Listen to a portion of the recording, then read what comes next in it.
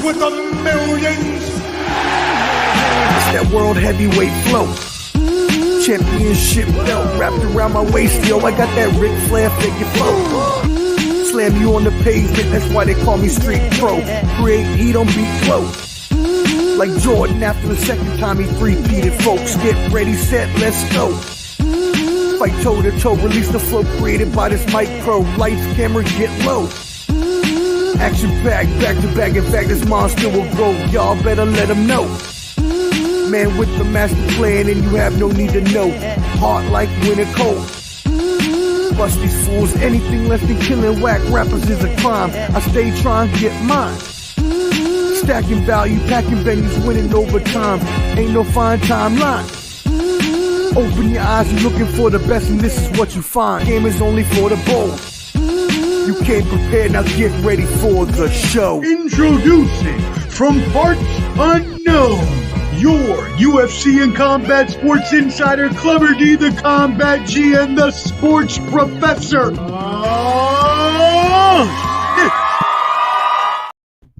Yes, indeedy. You know who it is. Your favorite duo, Ballin' Buds Combat Sports Specialist here for you. It is. What are you laughing at? Just go on, keep going. That's something I do. All right, I'm always doing something fun. Yes, let us go, Ballin' Buds. We are here. We thank you for tuning in on a Thursday for this Combat Sports Special. Yes, banter, brawls, and bravado, all about all of your favorite topics, and the star of the show, his favorite topics, Clever D, the Combat G. How are you doing today, my brother? Yo, what's going on, friends? That's the old Omar intro back in the day. Hello, friends. You guys a little bit of time to come up in here, because last time we had quite a bit of people coming in. It was pretty cool. And I will say this, if you haven't added us on YouTube, go ahead and do that. So I'll give y'all 5 seconds to brush your teeth, clean your nails, because a lot of y'all about to start commenting with them dirty fingernails. Clean your nails and add us on YouTube. If you haven't added us already, just do it. Help us out, okay? Hook us up, add us, do something. While Omar's frozen with his mouth open. That's a big pause right there. That is a big pause right there. Oh, flow's already started. Right on cue. Clever D and Mr. Freeze. It's getting a little chilly in here. There we go. Oh, he's moving again. Mouth is open again. Okay, now. But anyways, people, just go ahead and add us, and check out the Bottom Line Sports on Facebook, man. They're doing good things over there. They got like close to 1,700 people. They're moving and grooving over there. So, hey, check us out. And then check out Bottom Line. You know what I'm saying? That's how we do things. And don't forget about ILW Sports, because we got a wild card Mark coming on in a little bit. All right, Omar, you back with us? Yes. There you go. All right. Yeah, can you hear me? Go ahead.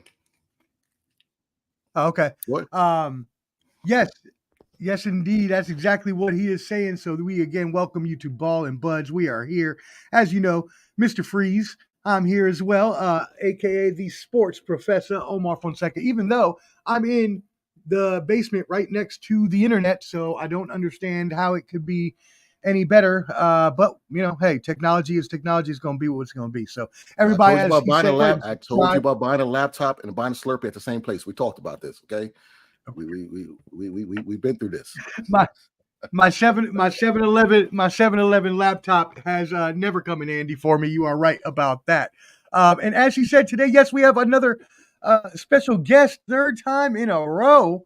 Our brother from IOW Sports Network, Wildcard Mar, will be joining us in just a few minutes. But before we do that, everybody, as he said, go ahead and subscribe at Ballin' Buds, BALLANDBUDS.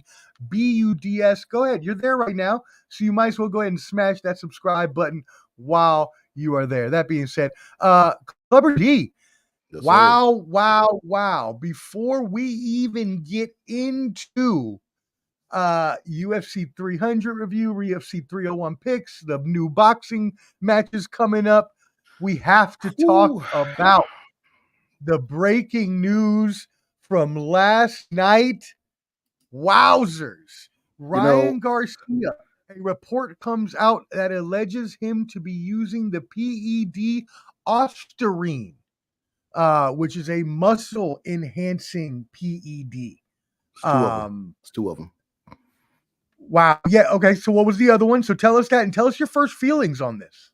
So before I even jump into that, I would like to say bravo to Ryan Garcia. This man has made the rounds. They have treated this man like he's won a world title when he's beaten Muhammad Ali or Roy Jones Jr. in his prime.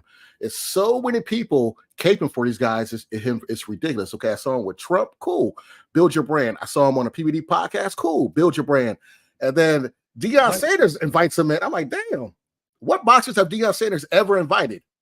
But he goes in over to Colorado. He hangs out with them. I'm like, God, I'm shocked. Did he become the first Mexican-American undisputed champion like Andy Ruiz? Did he become the first Mexican undisputed champion like Canelo Alvarez? I'm trying to figure out where is this coming from, but this man has built his legacy on the internet. He has tons and tons of followers on Instagram, things like that. So a lot of his fans, these new fans that know absolutely nothing about boxing, are caping for him hard. It is ridiculous. I'm going to say no pause on that. They're just caping for this guy.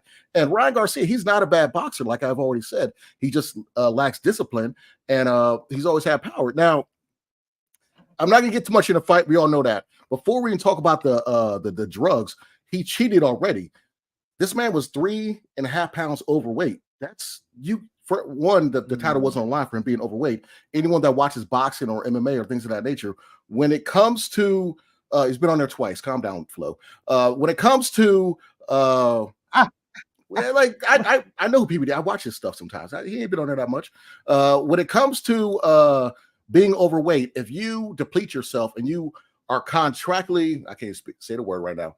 If you're supposed to fight at a certain weight and you do not show up at that weight, contractually, there we go. Okay, so if you don't make the weight, 1 pound, okay, but 3.5 pounds, that's a lot because the other person depleted their body to make that weight. So you're going to be a lot bigger person in the fight anyway. So automatically, that's one strike. And all the real boxing fans couldn't stand that shit. Now, let's talk about the PEDs. Yes, you get tested same day and the day after the fight. And I think you unplugged your thing. That's what audio sounds like that. Okay, so you get tested same day and after the fight. Those results don't come back until maybe a week or two later. It's happened to a bunch of fighters. And the thing about it is, I didn't know that this is his first time doing VADA testing. VADA is the main thing in Las Vegas, and for boxing. UFC used to work with VADA and USADA, I'm sorry. And those are the main commissions who do the drug testing. Floyd was a very advocate of this when he did want to fight Pacquiao. He said he wanted the Olympic-style drug testing. Now, let's talk about Ostarine. That's a SARM, okay? A SARM is legal to buy, but it's illegal in sports because, like you said, it increases muscle tissue, lean muscle tissue. It helps with fat loss, okay? And it also helps with endurance and helps you build strength. Now, he got caught with that. You know, who knows? I doubt he's going to get off of these. Who knows? But the second one he got caught with was, hopefully I pronounce it right, is actually an anabolic steroid called nandrolone. Okay, now that one, a couple boxers been caught with that, like Andre Berto, who's a good at welterweight. He got caught with a nandrolone, and that's an actual steroid, anabolic steroid, and that's for gaining muscle mass. So if you're taking that fight. If people who watched Ryan Garcia prior to this fight, who actually know him as a boxer, he would always gas that sometimes, okay? So he would gas later in the rounds. His endurance was phenomenal. Hats off to him. I was like, oh, snap, Ryan came correct this fight. But, look at the Ostarine, okay? That helps with endurance. He got caught with that, building the muscle mass, not being able to lose weight. He probably, what I'm thinking, allegedly, possibly, he could have said, I'm doing that androlone, whatever it's called, to build my muscle mass. And then I'm going to take the Ostarine to kind of calm myself down. But that's why he couldn't make weight because he probably didn't take enough. Who knows? But if he gets off this, which I highly doubt, then that's a screw job that's out of this world. But him, cheating on the scales and then cheating with PD. If I was Haney, I'd sue his ass. For real. I would sue his ass. Because your life on the line. People die in that sport. Yeah, and so I was just going to say that. Now, can you hear me better on this one, or you hear me better on the other one, by the way? You're fine. You're good. I hear you. Okay. You're A-okay, because what I'm saying, you can still hear me? Yeah, you're kind of. All right. All right. So what I was saying is that yesterday Haney came out and the reports were him and his dad obviously very upset about this. His dad saying, "You're trying to hurt my baby." Haney saying people can die. This isn't a joking matter, right? Obviously, you're taking PEDs mixed with antibiotic. Damn it, biolic. Thank you. Steroids. If my tongue would work with me today. Hey yo, when you're combining these sorts of reckless. Yeah. When you're combining these sorts of things, right? You're doing it in a manner that is allegedly, obviously, you're doing it in a manner that is you're trying to obviously help yourself. Obviously, he knows he had weight issues, which is why he came overweight 3 pounds. He knows he was having issues with strength and development with other things that were going on in his body and things that he was doing or not doing in training. So maybe, again, allegedly, he thought that obviously using these things would help him. And I want to know, before we bring in Mar, who is about to join us here in a second, I want to know, how do you think that could have affected the fight had he not taken those? And do you think that, because his left hook is still lethal no matter what. And Haney's, defense was a little shaky that night, no matter what. So, what do you think about that? Haney for sure. He didn't account for the left hook. He fought the guy 6 times in amateurs. Haney was throwing a jab, but he wasn't keeping his hand up, which is 1-on-1 when you throw a jab. You know what I'm saying? So it was picking for Garcia to land the left hook. Now, what Haney, I thought, probably was thinking of, around McGass, he would outbox him through the whole fight and just embarrass him. So if you look at round 2 through 7, that's what was happening. Haney won those rounds, and then Ryan caught him. It was game over. And then Ryan tried to give the fight away by punching him after the knockout, which was completely stupid. Because if someone does, like I said earlier, if someone doesn't make weight, they're probably going to gas out because they're not in shape.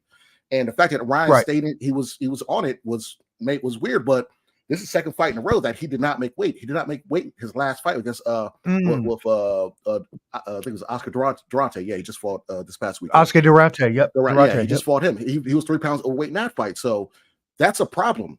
People are saying, I listened to Lane Take Jake, and he was like, Ryan Garcia is the best fighter I've seen since Mike Tyson ate a gill pickle. What are you talking about? What are you talking about? Wow. You've never heard of what the fuck are you talking about? Roy Jones Jr. You never heard of Evander Holyfield. You never heard of freaking, I don't know, a Bud Crawford, anybody from Mike Tyson till now. What are you talking?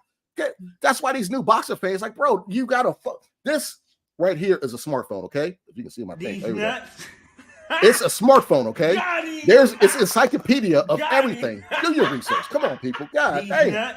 But anyways, so it's just, I heard that. He goes, I tried to tell him too, I tried to tell him. What are you talking about? Really ridiculous right now. Co-signing, and then it's like he tried to say pound for pound. I'm like, not even. Like, that doesn't even make any sense. Pound for pound boxers right now. Put your wife's hat back on and raise up like the Undertaker again in freaking Walmart. But anyways, one last thing was so Ryan Garcia. What else about his weight? Well, damn, see, Jake done got me off. Oh yeah, okay, so. One last thing about Ryan Garcia is that I think for him, he's built himself on outside the ring stuff that inside the ring is not really a priority, because I'm sure he's making a lot of money doing other things. You know what I'm saying? So kudos to him with that. But when it comes to this stuff, boxing, he needs to focus on that or just keep moving up, because when this is what it was. Jake said Tank fought him or drained him. Ryan was already fighting at 135, idiot. Okay, he fought at 136, a catch weight. So if he was already fighting at that 130, that's why people don't know what they're talking about. Like, shut the hell up. He only fought twice at 140. It still couldn't make weight at 140. This fight and the fight before, the Tank fight was a catch weight at 136 and 137 when he was already fighting at 135. Okay, bring him more. I'm sorry. I had to do that. I heard that bull. I had to walk off when y'all were talking. I was like, man, I'm out of here. This is ridiculous.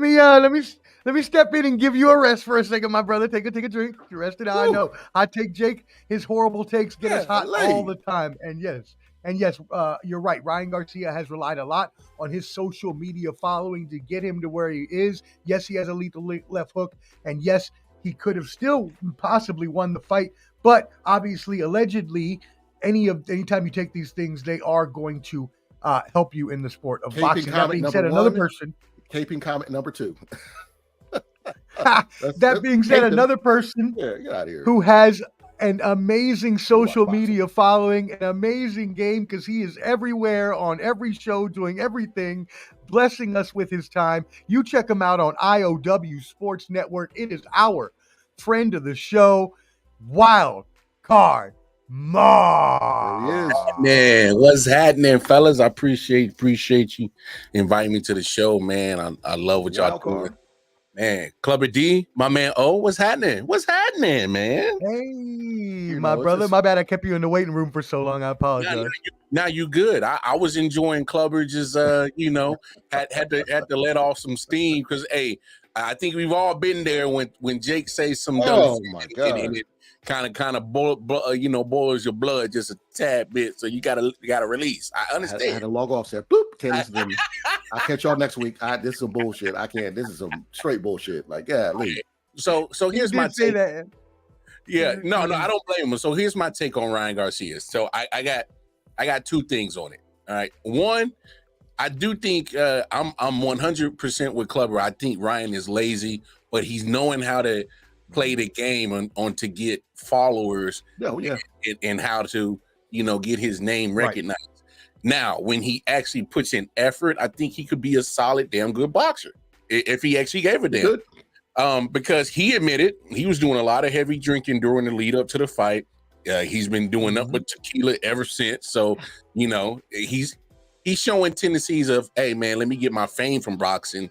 I don't really care half the time if I really care about boxing. That's on him. He's enjoying the money, whatever. All right, so that's one thing. Right. Now with the steroids, is it a cop out? Is it a corner cutter? Yeah. But here's my thing about PEDs in sports. I think we should allow it. And the reason why we should allow it is because I think that's a personal decision. If that person wants to cut that corner and let them deal with the consequences that comes with it after the usage. Because they have the ones that have to worry about the ball shrinkage and the back pimples and it's their health they're putting at risk. Let them do that. That's their decision. That's their choice. I'm just of the belief where I'm not the one that's going to escape and be like, oh, well, you're tainting the sport. You're jeopardizing the integrity of the sport. And I want to always preference hey, can we always remember that betting in sports has been going side by side in a relationship for over 100+ years. So let's not have that conversation about integrity of the sport when you literally been in bed with betting, sports betting, before even PEDs was even introduced to any sport. So if that's the route that we're going to take about the integrity of the sport, I'm like, whoa, now, hold on. Now where I would push back at, and I think Clubber D is, I'll let him supplant this argument because I heard him say this earlier. What about when it comes to the fact that using this sort of thing, right? Mixing these sort of anabolic and androgenic, they have the androgenic properties and all these things that make you stronger and faster and more lean. What if you hurt the other person because you are strong, bigger, stronger, faster? No, I hear you. I hear you. It's that is slightly dangerous, and that plays a part into it. But it's not like they're fighting a regular type of fighter. They're fighting another professional, and it might give you a slight advantage. It might not. At the end of the day, if I'm Devin Haney, hey, let me make sure that I'm still preparing myself to get myself in position and go against the weakness of Ryan Garcia. Make sure I'm putting myself in position to highlight the strengths that I have as Devin Haney. Now, I know it's a very polarizing subject. It's a very, subject that people are going to end up on other sides of it. I'm not a fan. I play sports. I probably would have never doped. That's just because I feel like if God didn't give me that gift, then I just wasn't meant to have it. That's just me. So, but I'm going to do my part and handle the things that I know that I can do as an individual. I'm going to make sure I'm going to stay in the gym, and I'm going to eat right, and I'm going to train right, and I'm going to do these and make myself the best version of myself athletically, without cutting corners. But Well, Yeah, brother. this is What what I would do you say. think about that? I would agree to disagree. Yeah, Now, of course. That's the point. one of my favorite comedians, rest in peace, John Witherspoon, was like, Barry Bonds, everybody two steroids, bang, bang, bang. He did a little skit about that. Yeah. Now, if you're doing sports like that, yes, no, maybe so. Okay. Whenever you go inside a cage or a ring and you're going to cause physical harm to the next person, and that person has a artificial advantage against you and he could possibly kill you, I have a problem. Brock Lesnar was sued, or I'm sorry, Mark Hunt sued the UFC at UFC 200. Was it 200? It was UFC New York when they fought, because Brock Lesnar was juiced to the gills. Yeah. And they knew that, and they still let him fight. And Mark Hunt sued the UFC. I remember that. Yeah. If you can't, you cannot do, if we're fighting, it should be straight up, okay? If you're juicing whatever, I don't agree with that. That's where I draw the line. Now, baseball, I don't think juicing has anything to do with your hand-eye coordination. Probably not, but there's some steroids to help you lose weight, strengthen your tendons, things of that nature. Yeah. I mean, I'm not taking away at all, but I'm just thinking in combat sports, I don't think juicing should be a thing, because boxers have literally died. I was at the freaking National Harbor with Matisse. I forgot what undercard that was when he killed somebody. And he didn't kill him in the ring, but he died shortly after. I was at that fight. So that's a fair point. Boxers die from this stuff. So, like I said, if I was Devin Haney, I sue his ass. Now, a lot of these capers out there for Ryan Garcia that are saying, "Oh, it's a Haney team." It's VADA. It's not the Haney team. So let's calm down with that. So it's a lot of weird hate I see a lot towards Devin Haney when he has nothing to do with the drug testing. It's totally out of his hands. It's just that it's a championship fight, and this is the first time that Ryan Garcia has been drug tested by VADA. So that kind of raised the red flag to me. It's like, damn, this motherfucker been doing this whole time, or is he just now getting caught? Because probably just now getting caught. It's like, and I mean, at that point, you have to assume that, right? Because if this is his first time being tested by VADA, and you're right, just to make sure everybody knows, it was not Haney's team. It was it wasn't him at all. Fight. It was the Voluntary Anti-Doping Association, VADA, and he tested positive for, as was mentioned, 19 norendostrin, which is what Clubber D was talking about earlier, and the ostarine. So again, this is not something that was done by the other team. This is something that was done medically, and this is all allegedly. They still have to send his B sample out. They still have to send his B sample out. And he gets 10 days to get that retested. Yep. But right now, it's not looking so good for him, whether he I hope he didn't dope. I hope he didn't dope. Now what you're talking shit, but I hope he didn't dope. I hope he didn't. I definitely want to preface my comments, because I made those comments on my show earlier, and I made it in reference of, in baseball, it brought entertainment to a point where baseball was dead, and you had the home run race, you had Sammy Sosa, Mark McGwire hitting baseballs out the damn stadium, and it brought eyes. So that's why I made that statement off that point. Now, Clubber D has a great point.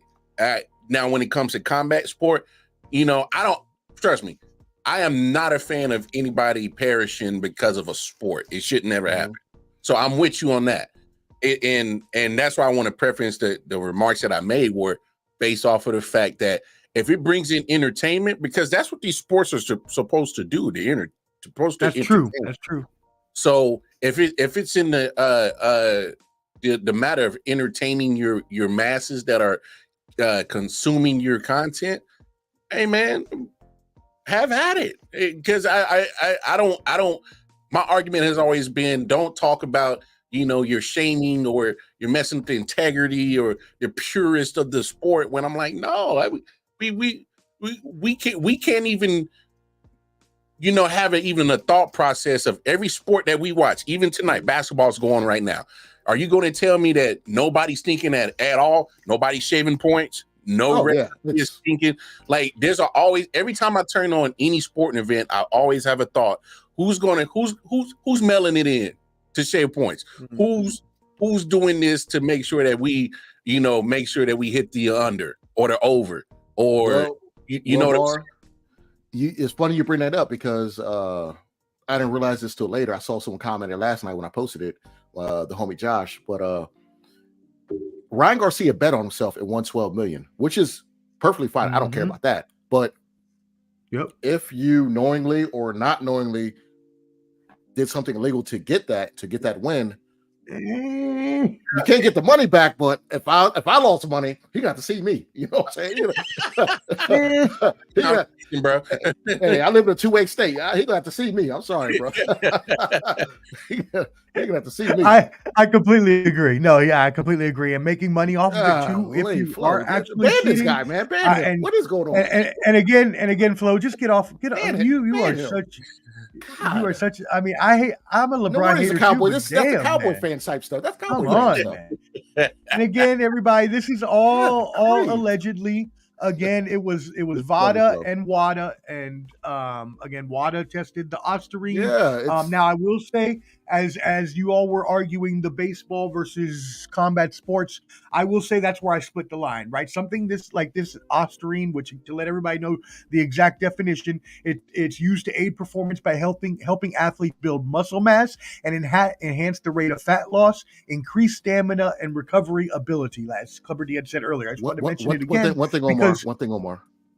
Before you finish, I'm sorry. One thing is that Sean O'Malley and Daniel Rodriguez in UFC have tested positive for Osterine before. So it's happening in UFC also. And they got, as Errol Hawane posted, they got slapped on the wrist. But go ahead, I'm sorry. No. I appreciate that because that helps my argument. That's where I cut the line. Baseball, fine. It's for entertainment purposes. Go be Mark McGuire. Go be Sammy Sosa. My favorite player ever is Jose Canseco. He is the steroid king. He is the chemist. He is the inventor of steroids in baseball. So I cannot say anything but that. Yeah, exactly. He was the original Ebola monkey. You know what I mean? He was the outbreak. You know what I mean? So, but when it comes to combat sports, I have to agree with Clubber D. Putting somebody's life on the line and having that extra oomph, I would be pissed if I was Haney's camp as well. So we will see what happens with this. A lot to come. Again, this is all allegedly, so you'll hear from us later on this. Yes, we know, Flo. It is all alleged. Get off his dick. Jeez Louise, Flo. That's sad because the actual paper was posted before. They posted the paper today. So that's why stop with the witch hunt. It's right. Posted. So, the paper has been posted. They got a report on it. Right. ESPN maybe, but if you look at other boxing sources, they actually have a shot of the paper that says, yes, what he tested for. So it's legit. So it doesn't look good. 10 days for the B sample. Yeah. So we'll see what happens there. Yeah, you don't beat those. Sometimes VADA is hard to beat. Yeah. John Jones, Canelo, all these fighters, Shannon Briggs, Canelo, Brandon Rios. Oscar getting a little spicy with each other. I'm gonna get on that, but all those guys have tested positive for steroids. So let's be clear: he's not the first, he's not the last, but it's happened before in combat sports where fighters have tested positive and people move on like it didn't happen. Okay, there's no way to. I mean. See, this is what happens when newbies who don't know VADA, don't know combat sports say stuff like that. I'm sorry, Flo. Stop. This is when newbies jump in and be like, why did he get 3 points for the extra point? It's not a field goal. No, it's an extra point. Calm down. Okay, just watch the sport. I know it's new to you. Watch the sport. Virgil Ortiz, who has a 100% knockout radius, Mexican American from I think Dallas or San Antonio, Texas. Follow him. He's phenomenal. Okay, follow him. Don't follow Ryan Garcia. That's all I'm saying. You know what? There are a lot better boxers out there, and you know what I mean. Look, Ryan Garcia, you want to do your thing, make your money on social media, go out, live the life. I appreciate and approve. When people like to go out and go limousine riding as. Woo! Dylan. That's all allegedly. How dare you? All allegedly. Don't watch Dark Side of the Ring. All right. Anyways, back on to our next subject. We did have Wildcard Mar on for UFC 300. So let's do a quick hitter review on the fights that we saw that night. First of all, I want to give a shout out to my boy Clubber D, the Combat G. I mean, if y'all haven't been paying attention this year, you should be paying attention to his picks because I would like to announce today that Clubber D was 9 for 11 on UFC 300 picks. Hold on. Say that again. Say that. Let me see this corn comment. There we go. He got He was 9 out of 11 picks correct. And if you add that to his previous 6 out of 7 on the year, Clubber D is now 25 for 28 on the year. Wow. That's pretty good. Damn. Oh my God. Hey, you were allegedly an expert, sir. You're allegedly. I don't get paid for it. I just I love the sport. Expert. I watch the sport. I love it. Okay. I can't tell you about golf too much. I can't tell you about baseball too much. I can't tell you about basketball too much. Football I can, but MMA and boxing, I kind of that's my thing. I'm sorry. I love that is quite impressive, my friend. That's over a 90% winning. Some impressive numbers. Thank you. Amar, would you agree? I think someone needs to start paying this man for his opinion. Hey, DraftKings, FanDuel, where you at? If not that, I think Clubber D should make up his own page and give out advice and have people subscribe to his page if they want to get that betting line when it comes to MMA and boxing. They might make some money. I might just allegedly do that because I'm wearing a hat right now and I'm looking wolfy because the hairline is in effect of not being here. So I'm not going to see the barber till tomorrow to tighten me up because I know everybody's out there. Yes, I know. Trust me. Look, I know I look young, but I'll be turning 42 on Saturday. So I'll be tightened up tomorrow. Be ready for all my activities. Birthday. And I need some money. Daddy need a new hairline. All right, I need something. Okay. Don't LeBron it, bro. Don't LeBron it, bro. LeBron got that spray. Yeah, don't LeBron it. That's right. See, finally you recognize, Flo. Finally you recognize. So y'all go put in them bets at whatever platform you use. And ESPN, the rest of us, y'all come get us. We're here for you. Clubber D, Wildcard Marmy, we all here for you. And you get the expert with it. You 25 looking at Walmart. Beat that with a stick. Looking at Moore's hat, I'm not going to turn my hat around because you don't need to see the White Sox. Okay, you don't need to see that. We don't need to talk about that. Although the White Sox had a 3-game sweep. We did. We got the Rays. So... We got them. I was tapped in. All right. Well, let's get it. Let's jump into this UFC 300 real quick hitters on what we saw. Some people have considered this to now be one of the greatest cards in history. I will leave that up to you gentlemen to decide. Okay. But some of the major fights that we saw, right? Kayla Harrison made her statement in her UFC debut. I know you both chose her to win. She defeated Holly Holm via second round submission, rear naked choke. Yuri Prochazka defeated Rakic via second round TKO. Arman Tsarukyan. Thank you. Arman took the number 1 contender spot from former champ Charles Oliveira. Wei Li defended her strawweight title against Zhang Yanyan in the first historic Chinese women's bout. Max Holloway, had an amazing, which I know you gentlemen will talk about, knockout victory when they just decided in the last 10 seconds to go toe-to-toe and throw some dick beaters like they ain't never seen thrown no dick beaters in their life, suckers. Shout out D-Clubs near Ridge. Record. And then finally, AP defended his light heavyweight title, against Jamal Hill, which Clubber D, you correctly predicted a first round TKO. Yeah. So, Clubber D, go ahead. Tell me your thoughts on this huge historic card. Is it the greatest card ever? What was your favorite fight? What are your thoughts? I would say probably the best action pack from top to bottom, a UFC card. And they had names, not just like, oh snap, I found out 2 days ago this fight was good. No, from top to bottom, from start to finish, this whole card was amazing. Okay, they had Cody Garbrandt in the freaking, I think it was the prelims or Figueiredo was the first fight on the early prelims. Yeah, it was the first fight, like 2 ex-champions fighting to open the show. So that tells you what it is. Crazy. And not to detour to boxing, but the August 3rd card that Turkey Sheik is putting on with Buzz Crawford is going to rival this in boxing. I'm telling you right now. All the names that got on that card, people fighting each other. That is going to rival this card. I'll cover that later, but this card to me was probably the best I've seen.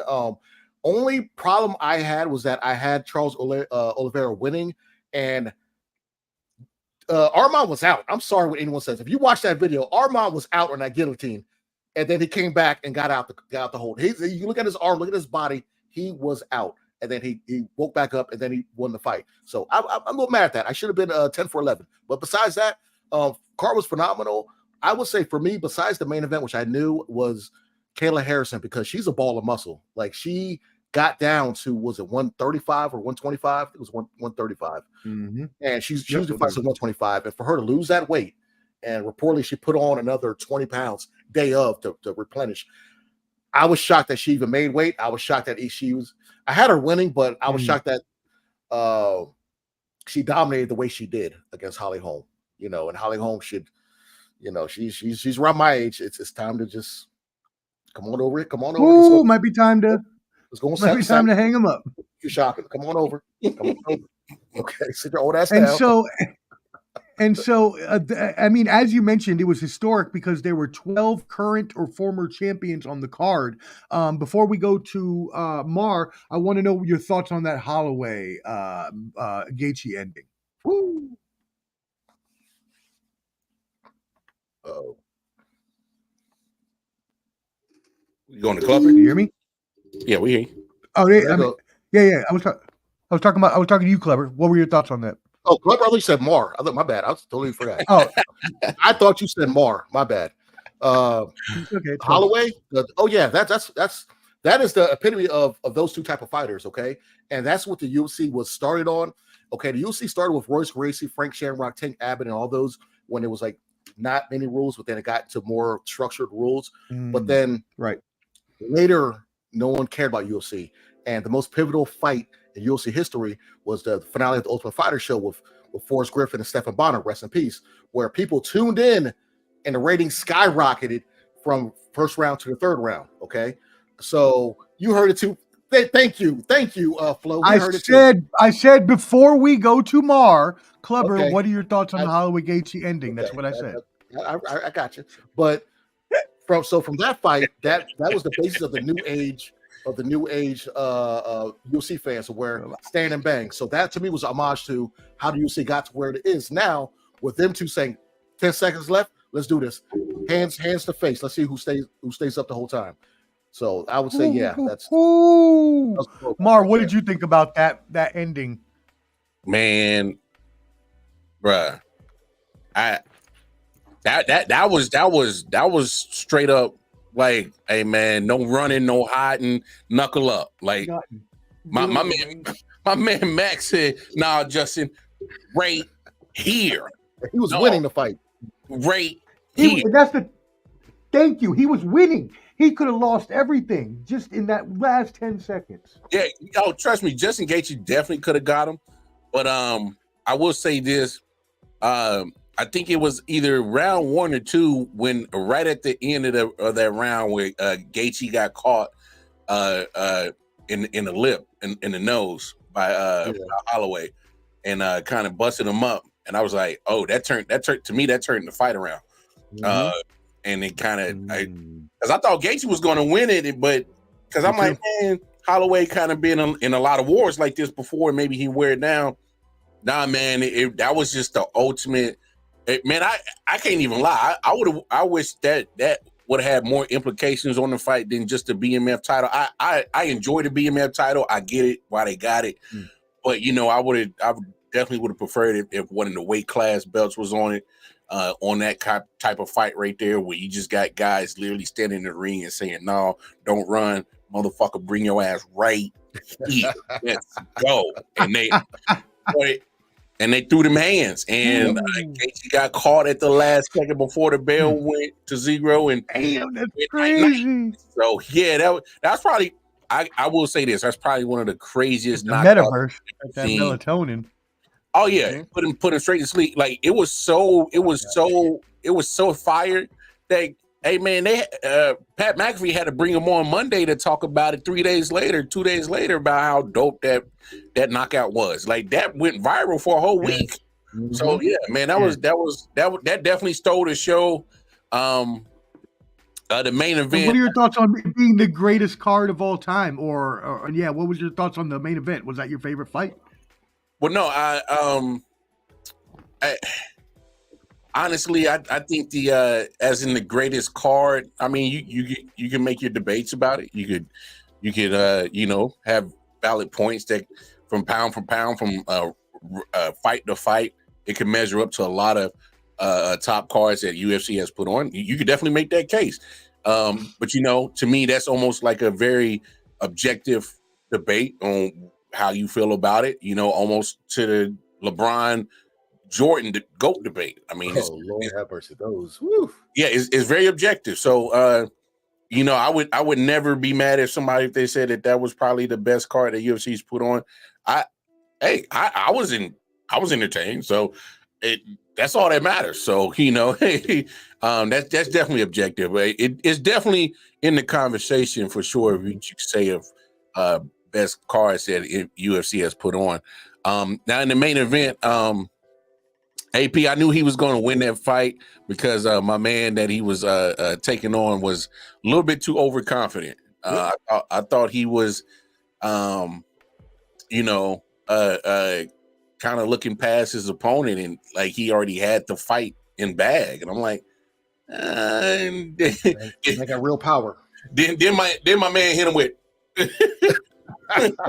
So I was like, yeah, you kind of deserve that. So I mean, you know, so hey, when you see entertainment, fight fans want to see finishes. We want to see finishes. And don't get me wrong, if it goes to decision and it was an entertaining fight, they was going back and forth, beating the shit out of each other, cool. That's still entertaining, but for the most part, fight fans want to see some finishes. I want to see somebody get knocked the hell out or right. Hell yeah. Out. So, you know, hey, belt on the line. Hell yeah. He was talking shit. I knocked his ass out. I love shit like that. I love it. You know, especially when a joker been talking cold cash shit and you go in there and sleep his ass. Yeah. It's bad when you get knocked out. It's kind of like when Conor McGregor, when Dustin Poirier knocked him out. When he knocked him out, Conor kind of woke up and was like, "Check, please." You know, like when Joe Flacco got knocked out in that game against it was a Thursday night game against Miami Dolphins. Yeah, I remember that. Kiko Alonso hit him, and the helmet came off. He's like, "Check, please. Is that on us, or who got to pay this bill?" Like, man, I didn't drink these mini Remy's. Who is this? Like, please, where am I? Remember Don Beebe back in the day got hit and his arm stuck in the air? Like it's just, what happens like that? I love it. I'm a fan.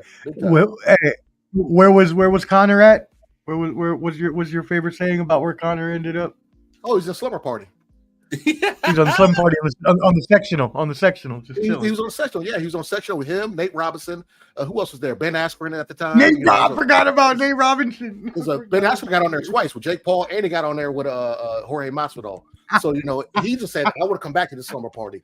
You know, yeah, Nate Robinson was the first one on the sectional. Stupid. I forgot. I gotta bring that back, Omar. I gotta bring the sectional back. I gotta bring it. I'm gonna do a show. I just remembered it out of nowhere. That's hilarious. Like, woke up like, what happened? Where was I? What happened? You know? Who that? Yeah, too funny. And then you got people like Haney when he got knocked out. He wasn't on sectional, but he was on where's my change at? Just looking around like, did I drop my keys? Like what? Yeah, where'd I go? That man was on skates. Oh man, it was bad. Whew. Yeah, it was really bad. Well, all right. Well, cool. That was an awesome 300 review. What a great card. I agree with y'all. I don't think it was the greatest card of all time, but it was a banger, especially the ending to that Holloway Gaethje fight. Nothing more needs to be said about that. That being said, before we do move on to UFC 301, which we're just going to do some quick picks, excuse me. I do want to promote our next show that is going to be for UFC 302, although we may come on a little earlier. Just subscribe to Ball and Buzz and you'll find out. But right now we are scheduled for our next show to be 5/30/24. You can see it on the bottom of your screen there. Thursday, May 30th, which, by the way, it is Clubber D's birthday on Saturday. I might as well also wish a happy birthday today to my mother, my lovely mother. I love you. Puerto Rico. Hey. It is her birthday today. Happy birthday. And funny enough, I didn't know that. Okay. Please do. And then funny enough, on our next show, 5:30. That's my dad's birthday. So there you go. We're just doing them all birthdays. Birthdays all around. You know what I'm saying? So, but all right, let's move on. Again, 5:30-24. That is going to be a Thursday. Join us again, same time, 8 p.m. Eastern, 7 p.m. Central. Again, please subscribe. Ball and Buds, BALLAND BUDS. Hit that subscribe button on YouTube. You're there right now. Just do it. Add us right now. Go. And after you add us, we're do a pause. Add us, and then pause. Add the bottom line on Facebook. Add them. Pause, and then add IOW Sports. Yes, sir. So we'll give you guys a second. Yeah, I'm gonna say that again. And add IOW Sports, add the bottom line, and then add Ball and Buds. Yeah, you can never go wrong. And with all three. And depending what channel you're on, right? You could just jump to the others right now. Let's say you're on IOW Sports now. Just jump over to Ball and Buds real quick. Mar won't miss those 5 seconds. You can come back and view it. Nah, I ain't gonna miss those 5 seconds, man. By the way, Mar, go ahead and let them know again where you are at all places, and then we'll move on to 301. Hey, man, I make it real easy. Just go over to my Twitter handle, Twitter at KC I literally post every content that I do. I do so much. I'm all over the place, like O said. I really am. It's because at some point, man, right there. Somebody gonna give me some damn money for this shit. So I'm damn right. So, follow this man and Mar. Let me know. Hit me up on the side or whatever, because I want to come over and talk some shit. So just let me know. Hey, anytime. I'll talk to my publicist. I'll see what's up. In anytime, club, man. I love to have you on, man. Yeah, man. That's where you can find me. Twitter, KC Walker Mar, and primarily IOW Sports Network. That's the sports channel I and myself and Detroit Mail headed up. And then Detroit Mail. Yeah, at 6 Productions, my fellas over there. My man Rod on Censor, I do stuff with the Graveyard Shift with him. My man Bobby G, we do the Friday nights, we do the Audible podcast. So like, man, I love collabing. I love collabing with great minded people like Clubber and Omar that love just, we got a passion for this, and hopefully we can all turn this to some finances. So that's why we do it. Hairline. Yeah, I would take it off, but I ain't doing it. It's bad. Let me second that right now. That man is on more shows, got more shows than Pat McAfee's got shows. And yes, all three of us, you can find us and ancestry.com, bro. Might be. And yes, you can find us. So come on and find us. We're all looking for some good money, and we're willing to put together something for y'all. So we work hard for this. That being said, let's go ahead and move on to UFC 301. Y'all, we all know it's a little bit of a meh, as the kids say, meh card, right? But it is in Brazil, which is always a raucous atmosphere, so to say. So we do have, we're going to talk about the co-main and main real quick. And the reason we're going to talk about the co-main is because there's a legend involved. And the legend's name is Jose Aldo. Oh my gosh. Jose. And I know Clubber D, sorry, Jose, excuse me. I apologize. Yeah, before I get my ass beat. Excuse me.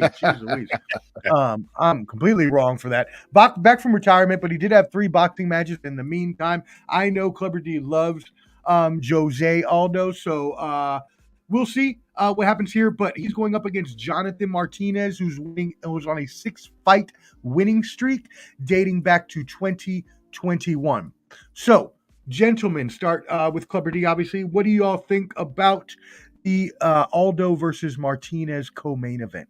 Yeah, you mentioned they were in Brazil. I think last time they were in Brazil was when Alameda did a long 5-round against Derek Lewis, which was annoying because it's just lay and pray wrestling. But Brazil's been known to have some upsets. That's where Stipe Miocic beat oh my god, I forgot his name. It'll come back to me in a second. But Stipe Miocic beat their champion, who's Brazilian. And so Jose Aldo, for me, I feel like they just put him on the card because they want to sell tickets. He's a legend. He retired back in 2022. He's had boxing. He had a draw against Jeremy Stevens. Then he fought a recent boxer. I guess he had a unanimous decision, but he's done MMA in about 2 years. 37 years old, and he was a flyweight god, come from WEC, whooping Uriah Faber and beating everybody else until he lost to Conor McGregor, and that kind of changed everything for his trajectory of his career. But I mean, Jose Aldo, he's the GOAT at, he used to be the GOAT at that division, but I would say Fabricio Verdum, by the way. Fabricio Verdum. There you go. And so I would say, although I think they got him just to say, hey, you want some money? You in shape? And we want to sell some tickets. And the card is basically littered with Brazilian people, as it should be. On every match. It's like everybody's just Brazilian, which is, hey, you got to do that. Yeah, doing that in London, also Manchester, when Leon Edwards fights and Aspinall. But for Jonathan Martinez, I mean, this guy number 12 rank going against somebody who's not ranked. Yes, he has a 6-fight win streak. The problem that I'll say right now is that division, okay? The star power. That's the issue. They don't have much star power in that division. And the fact that Jonathan Martinez. Exactly. That's the homie from the gym. You know what I'm saying? That's my guy, Jonathan Martinez. That's right. Sounds like my cousin. That's the young over there. You know what I'm saying? That's my dude. But it's like there's no star power. So I'm gonna go with Martinez because although yes, cool fighting for your crowd, but just like Holly Holm and others, and again, 42, not 44. But hey, if I get to 44, I'll be happy to get that way to that age flow. But although trying to age you on old ass down. I got Martinez. Sit your old ass down. I'm sorry. Wow. I'm sorry. And it does line up a bit allegedly, people are saying it lines up a bit suspiciously with the UFC separation from USADA, but people don't want to speculate. So that's why Conor McGregor's fighting. Juiced up. Let's Wildcard Mar, what do you think about this fight? Yeah, go ahead, Walker. You got it. No, man, I've always Clubber alluded to it. I've always been a fan of Aldo ever since his WEC days. He was dominating over there. His reign at the top didn't last that long into the UFC by the time they acquired WEC, but I've always been a fan of him since WEC days. Now here's my thing. I think I'm gonna actually go with Aldo in this match only because, he's just fighting for the love of the fight. He's not necessarily. I don't think he's trying to make another run at a title, but I could be wrong. I'm just speculating. But hey, just him. This almost seems like a farewell. Like UFC's in Brazil. I'm Brazilian. My family is here. My home country. I'm just gonna go out with a bang and let the chips just fall where they may. And when you fight in that type of situation, man, you liable to, just put on a hell of a show just for the hell of it. Now Jonathan Martinez is fighting for a little bit more, but who knows how he can handle a atmosphere like this, where there won't be too many Jonathan Martinez. They are raucous. It won't be too many Jonathan Martinez fans rooting for him in this fight when the easy crowd. I love it. How can he handle that atmosphere and that pressure? So if you're asking me, I think more pressures on Jonathan Martinez to put up a better showing than Aldo. Aldo's already a legend to those people. He can do no wrong. Right. He could do no wrong. He's fighting carefree. So I'm gonna go with Aldo with the upset. The older statesman pulls the upset. Wow. Yeah. Wow. I was on the fence, but I think you convinced me. I think I'm going to go Aldo as well. I was on the fence there because I like how Martinez was riding high, but I think you convinced me that Aldo's experience may just be a little, and the carefreeness of what he's going to do may be a little too much for Martinez. And what's funny is that I was going to do a caveat, but I totally forgot. That's why I hold my hand up. Go ahead, Go ahead, Mark. No. I'm not going to change. I'm not going to say caveat after he did it, but because it dawned on me, and I got the check mark on my little sheet here, that I wouldn't be surprised if Aldo won because it could be like a Robbie Lawler last time, fighting. Hoorah. Yeah, one last hurrah. But you know what I'm saying? I can see that happen. I can see that happening because I'm a big fan. This man had 9 title defenses from WEC to UFC. He was like Mara telling you, I forgot what channel WEC was on, but it was before UFC bought that. It was on some low budget channel. But I used to watch him. Uriah Faber, Cub Swanson, Dominic Cruz, Anthony Pettis, Ben Henderson. Yes, you know what I'm saying? They never had people. Chael Sonnen, he was there before UFC. They didn't have like heavier, like I don't think they had heavyweights. They just stopped at like middleweight. But yeah, WEC was a thing. Was just like Strikeforce before they got bought by Bellator or bought by UFC. You know, I was a big time nerd. I way back to Dream days. Sorry, not Dream. Dream. Yeah. Or Pride. That's why he knows his shit, my friends. And also, so Jose Aldo, one of the greatest of all time, definitely his reign there was not as Biggie foresaw. It was not short like leprechauns, but rather tall like skyscrapers, my friend. There you go. You know what I mean? Hey, you like that? All right. Now, since 2011, I have a professor stat for you, my gentlemen friends. That sounded really, pause that. That sounded reckless as hell. That wasn't bad. My friends, I don't even say gentlemen friends. Okay, it sounded all right. Anyways, professor stat. All right, here we go. Since 2011, Brazilians facing non-Brazilians in events in Brazil hold a 225 and 127 record. That is a 64% winning percentage of Brazilians in Brazil, and usually Dana faces them against non-Brazilians anyway. So there you go. One other fun stat. I just thought about this, and I was just gonna go with that angle. Yes. For Fabricio Verdum, might be the only man that, while in Australia, threw a boomerang at Kobe Covington for disrespecting Brazilians and their crowd. He threw it at his video of it. He threw a boomerang and popped upside the head because Kobe Covington said this shithole, dirty people, dirty fans, because he won there. And this is when he's doing his MAGA stuff, and he kind of shit on Brazilians, saying it was a shithole country when he won in Brazil. And Jim was like, "You talk about where I live?" He took a boomerang, pop, threw it at his ass. That's wild. It's on YouTube. Go ahead and look that up. Fabricio Verdum throwing a boomerang at Kobe Covington. Check that out. That is crazy. I'm gonna check that out. Any hate towards Kobe Covington is all right with me. Hey, even Trump turned his back on. Trump was like, I lose money betting on you. That says a lot. Oh, wow. Number one grifter. Garcia tried to follow like him, but that's there you go. Story. That's another story.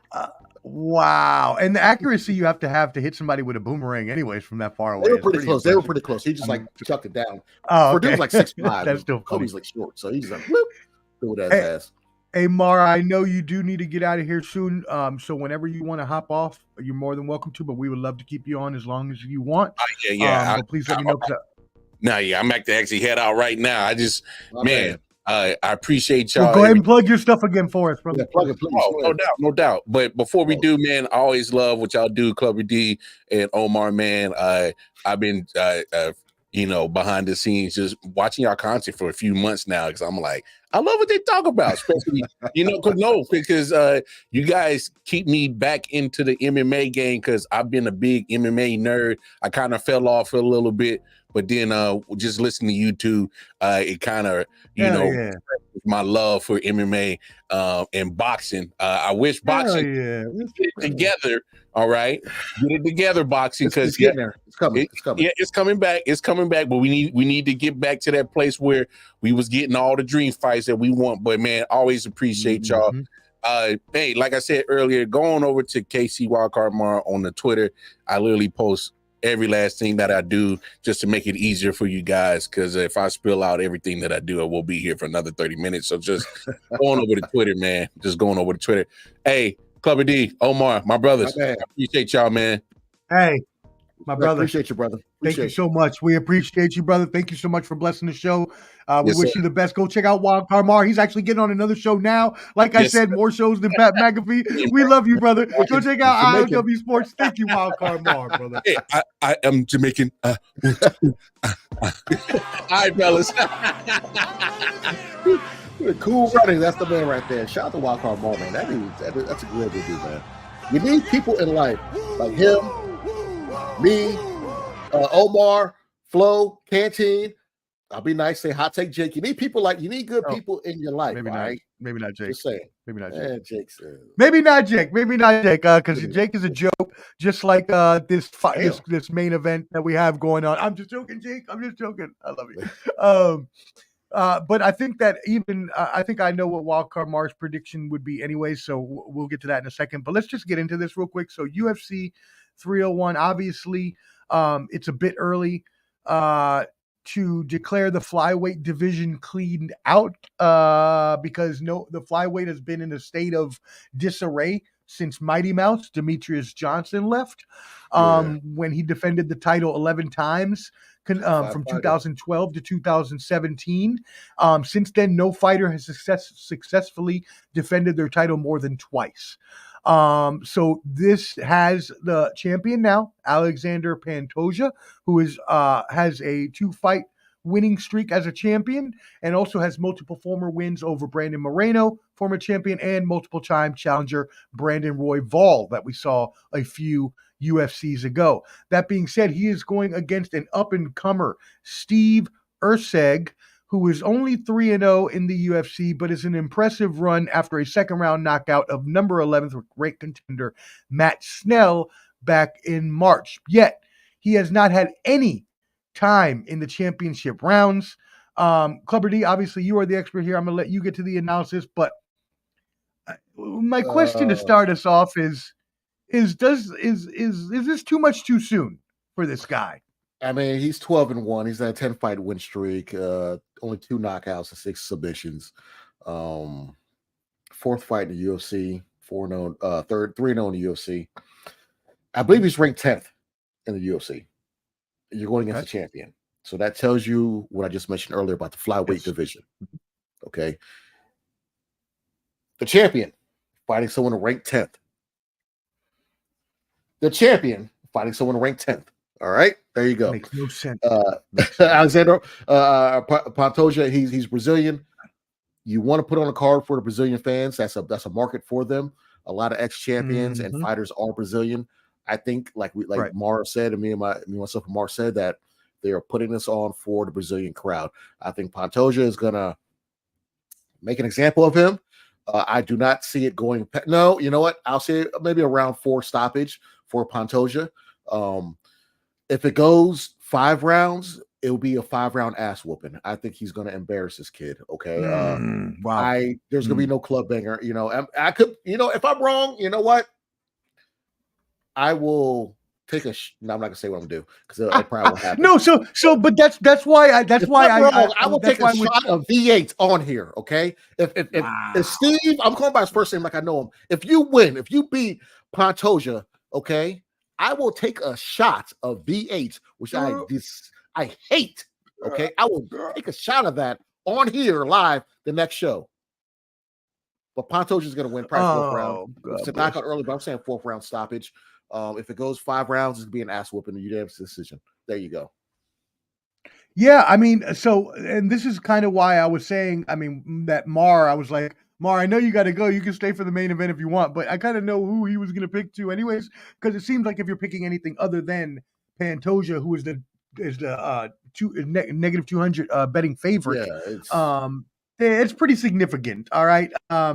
Let's look at some things here. The 34-year-old champ, obviously, Pantoja has multiple rounds within a championship fight, whereas Steve Usyk is, again, even though he has experience in MMA, he's fairly new in the UFC. And again, as you mentioned, he just hasn't fought that many top contenders yet. And as I mentioned earlier, not only is this a bit too soon, you could also say that, yes, as you kind of alluded to within your statement there, Dana White could just be setting up a squash match, so to say, in wrestling terms here for the Brazilian fans. Would you agree with that? Yeah, it's literally we want to keep this division alive. And this is another thing that people are not talking about.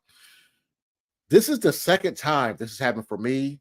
3rd time, I would say, on my birthday or around my birthday weekend, where UFC and boxing has been on the same time, same day. Okay. It was Canelo Bivol and I forgot UFC last year.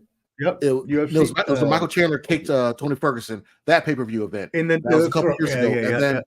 Last year, which wasn't on my birthday, they still had Pereira fighting Bukovic, going against Bud Crawford and Earl Spence. So now, Earl Spence. Yep. Now they got Canelo fighting Munguia, and we got this pay-per-view. Why the fuck would you do that? Like, why are you going against? I know Dana White doesn't like Oscar. He does not like Golden Boy Productions. He's not a fan of Oscar. Makes sense. But they're stealing like it's. I don't know, man. Like, I'm going to a place where they're showing both fights, so we're gonna be good. Everybody who's out there, and then the DMV. No, maybe do you think? Hold on. No. Oh, sorry, my bad. Area, Ship Garden on Saturday. That's where I'll be for both fights. Ship Garden. It's a brewery over in Tyson's Corner area. It's phenomenal. They're gonna show both fights. I know it's gonna rain, but they got coverage. But I'm gonna be there. You see me? Buy me a shot of water. Let's go. Let's go. I'm excited to find out about this Ship Garden more this when I get home. But yeah, so I just wanted to say and follow up on kind of what you were saying there with this flyweight division not having, as you and Mar alluded to, very many fighters within it at all that can really compete for a title, and him having beat the main contenders multiple times already. First of all, this is most likely, as you said, going to be a squash match.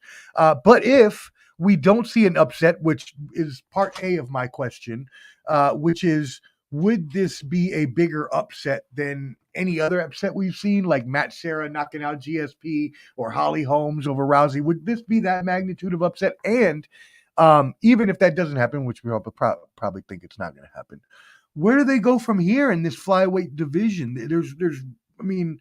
The other contenders are all blah, meh. I would say shout out to my man. Was it Russell over here? Shout out, brother. What's up, man? I would say this fight. Put him back up there. I would say this will probably be one of the biggest upsets. Matt Serra, he was a proven fighter before he beat GSP. Holly Holm had a decorated background. I would say this probably would be one of the biggest upsets offhand I can think of. Stipe Miocic, when he beat Verdum, we knew who Stipe was. No one had him really winning, but when it comes to heavyweights, they have power. So it's like you kind of throw that out the window.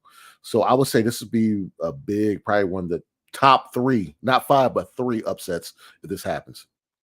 So more than likely what you said is correct. Basically, Dana White is sending a big fuck you to Oscar and saying, look, I'm going to put this on in Brazil. It's going to be late, so it's not really going to matter because it's going to be in Brazil and people are going to have to watch it a late time anyways. Yes, what's up? No, go up toward the comments. Yeah.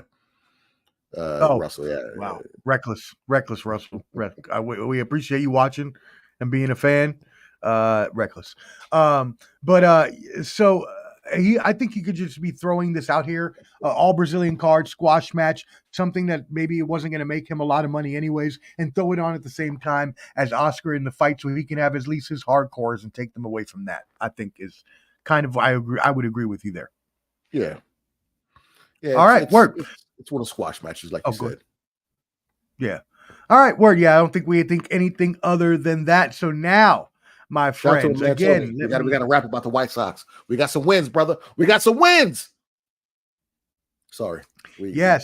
No. Shout out Tony the Savant was supposed to be with us tonight. Unfortunately, did not make it.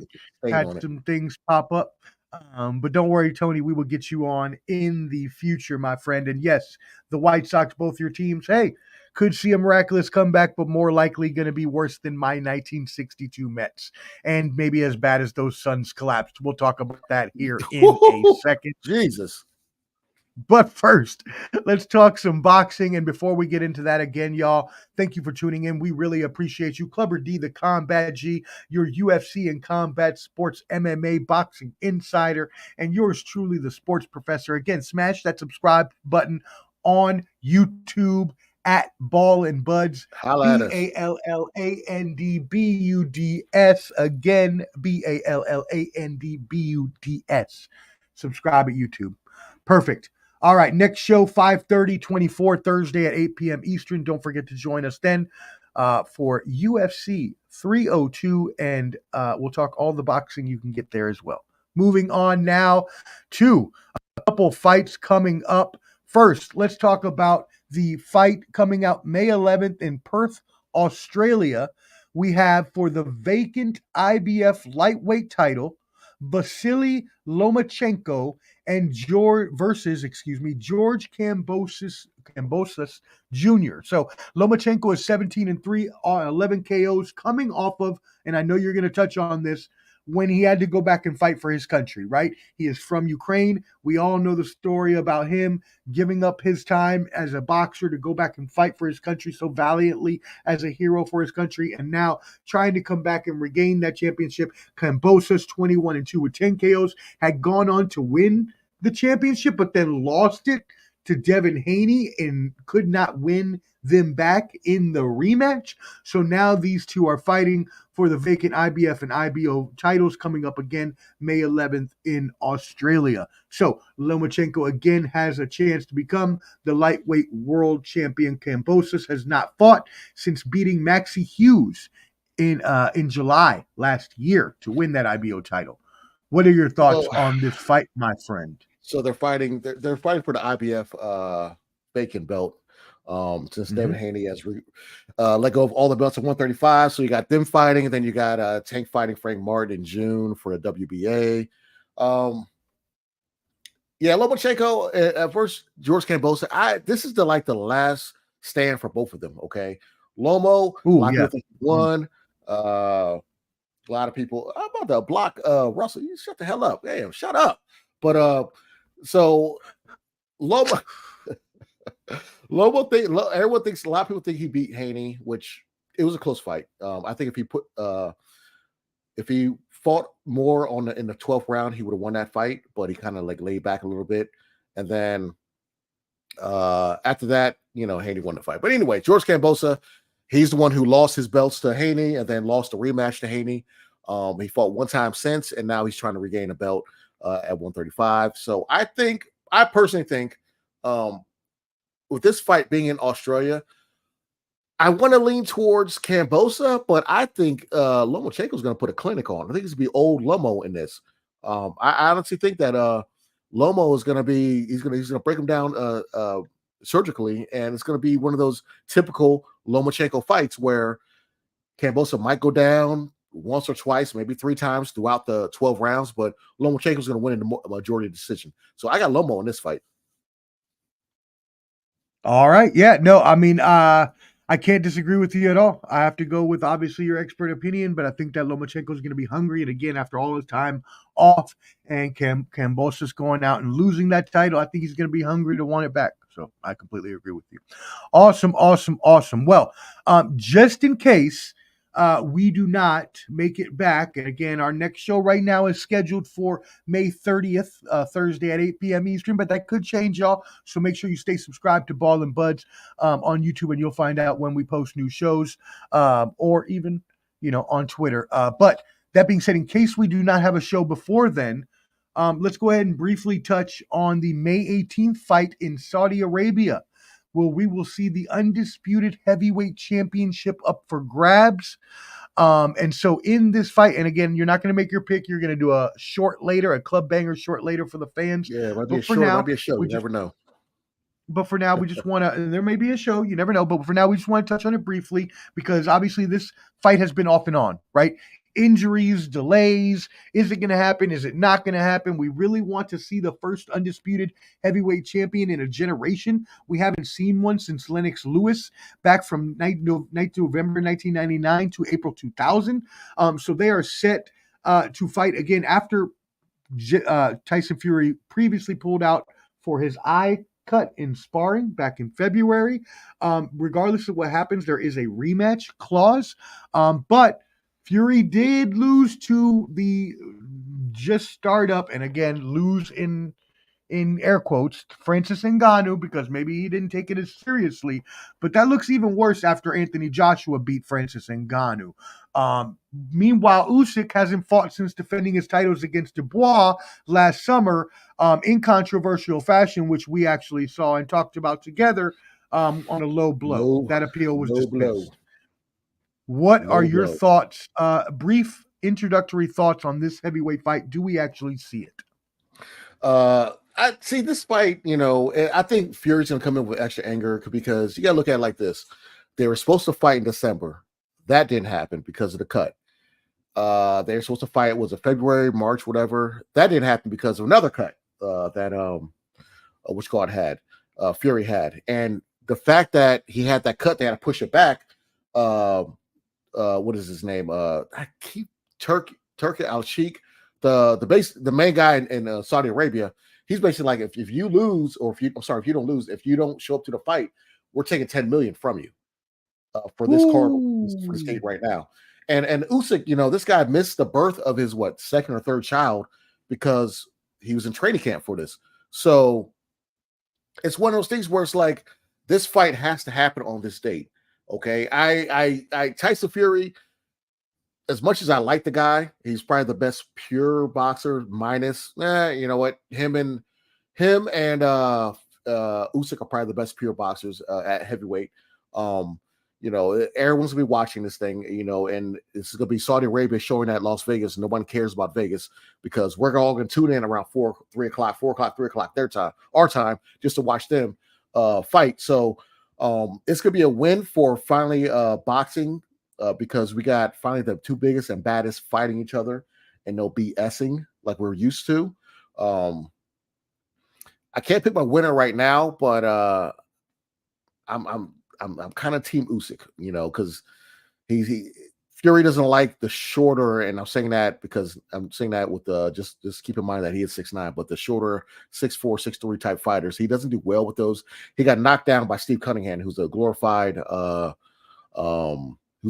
goddamn cruiserweight when he fought in America for the first time. So, he doesn't like shifty guys that can actually box that are around that height. He's been fighting a bunch of cans like Dillian Weiss and the Chisoros, Wilder. Tomato cans. Yeah, I mean, he's fighting a lot of those guys, you know what I'm saying? And the heavyweight division, it's so few and far between of talent. I mean, Wilder's not bad. He just doesn't have basic boxing skills. Okay, let's be clear.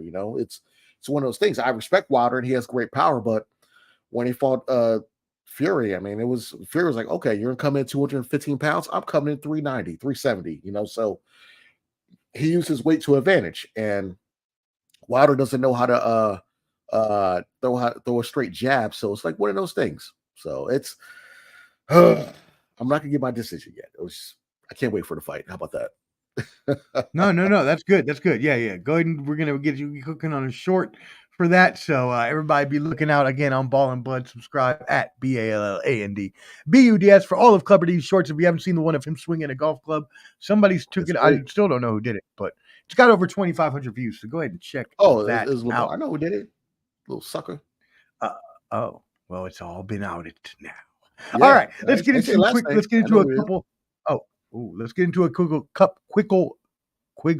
The old Quiggle Giggle.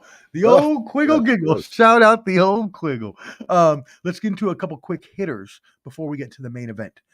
May 6th, this weekend coming up, our boy Inoue is fighting Nery. So you got Japan versus Mexico for the junior featherweight undisputed championship, my friend.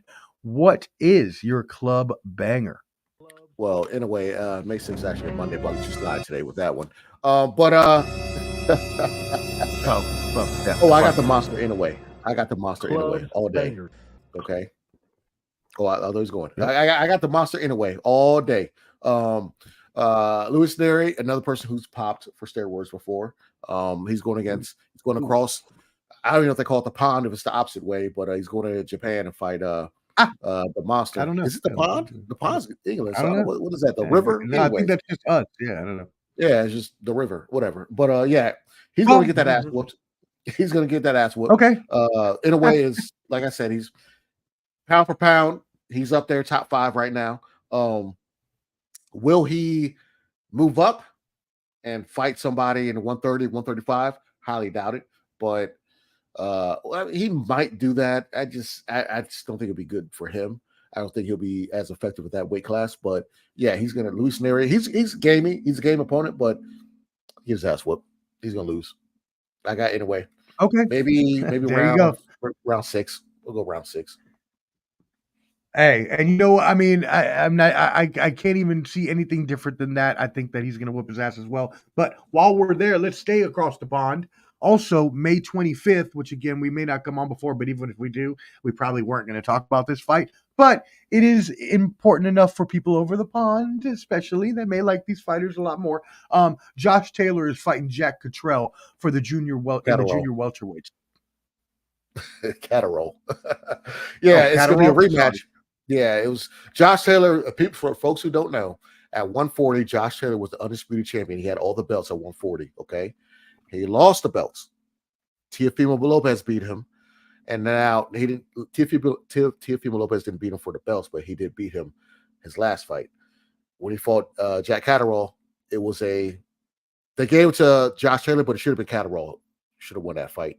And even at the press concert that they had about a month or 2 months ago, they got to scrapping at the press conference. So this is gonna be one of those fights, just like the first one, from round 1 to round 12. If it goes that long, nonstop action. They're gonna go at it. It's gonna be a lot of non-season punches thrown, because I think they're fighting.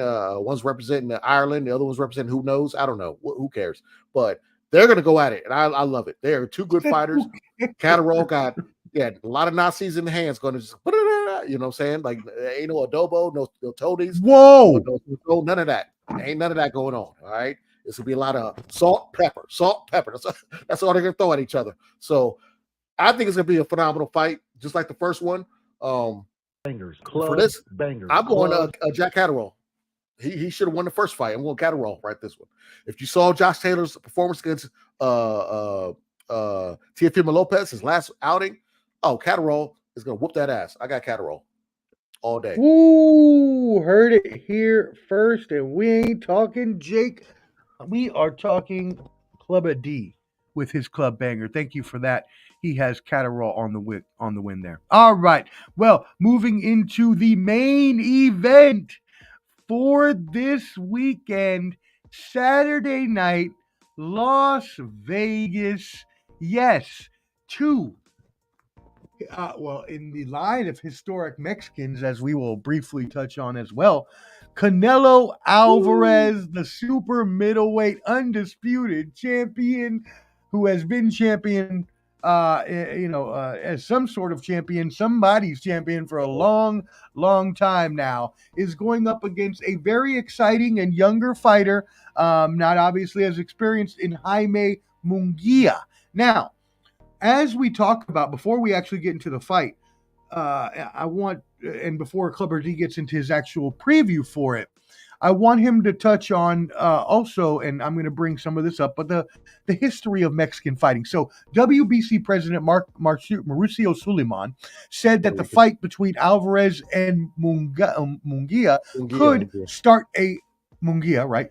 start a memorable trilogy. Now, we don't know if it'll get that far. We don't know if Munguia can actually hold up, but we have seen so many great Mexican fighters battle it out. Morales with Marco Antonio Barrera, Marquez and Vasquez, Ruben Olivero and Churcho Castillo, Zarate versus Zamora. So the list goes on and on in Mexican history for fighters, and this should be at least a bout that is competitive, and definitely not going to be a squash match like we're seeing in the UFC side of things this weekend. So you have Canelo is 62-2 with 39 KOs. Munguia is 43-0, so undefeated with 34 KOs. And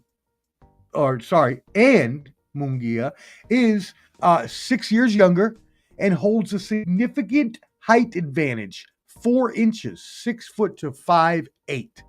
So, my friend, with that background, what are your thoughts on Canelo, who last stopped John Ryder in January, Munguia, who last stopped John Ryder in January, versus Canelo, who last fought Jermell Charlo last summer?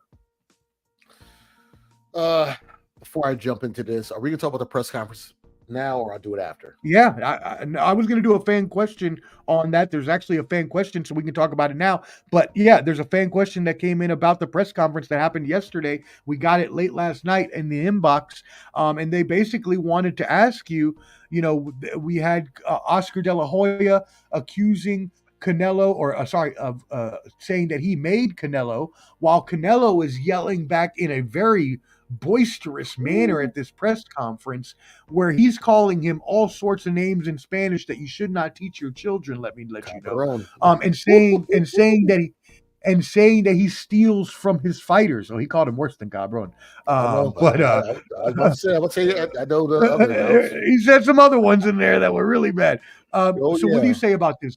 Does Oscar steal from his fighters? Is Alvarez just talking shit? Also, wow, Oscar got so much under his skin. Canelo came out this morning and said he gonna fight Benavidez too, possibly. Yeah, okay. You should have fought him 3 years ago. I don't want to hear that crap.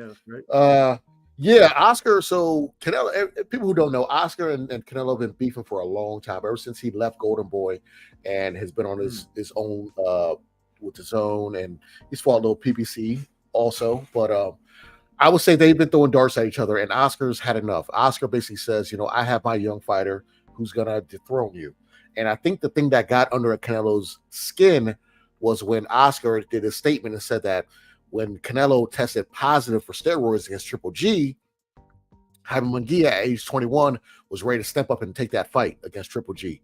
That's when Canelo started getting mad and started, all the cabrón and maricón, all the other curse words in Espanol that he was saying, and saying, focus on your fighter, don't, it's all this other stuff.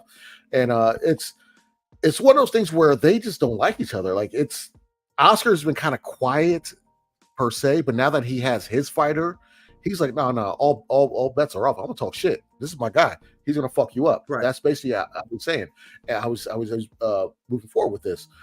Do I like this fight? No, I don't like this fight because, one, Canelo, this is his third time fighting as undisputed champion. Okay, his first time, or let's see, was first time he fought Triple G. He won the belt.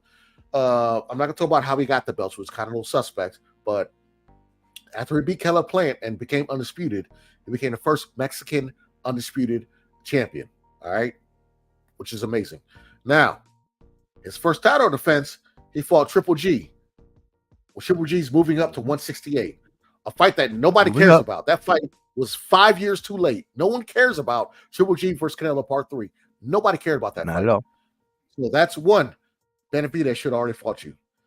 Two, he fights John Ryder, which I was down in Nashville, I think last year for that fight, or on birthday. Yes. No one cared about that fight. No one cared about that fight. No one cared at all. You're saying he's a WBA mandatory. Benavidez was a WBC mandatory for 3 years. Not WBA. Come on, baby. David Morrell has been a WBA mandatory for 3 years or whatever. Benavidez about 3 years also. Now you fight John Ryder, another person from across the pond, another Jimmy McDitton or Johnny McMuffin, whatever you want to call him over there. Johnny McMuffin. Yeah. This is the third title offense. You fight Charlo, coming from 154 to 168. You have mandatories in David Morrell and David Benavidez, but you're fighting somebody moving up 2 weight classes for undisputed versus undisputed. That's my problem with Canelo. Why are you fighting these guys instead of fighting these undisputed people? And then you go, oh, I'll fight Benavidez if I get 200 million. What the fuck? What? 200 million? Yeah. If you're scared of him, just say you're scared. Just say you're scared. Just say you're scared. But you're right about that, because Benavidez has always been the ideal opponent for at least the last 2 years for Alvarez.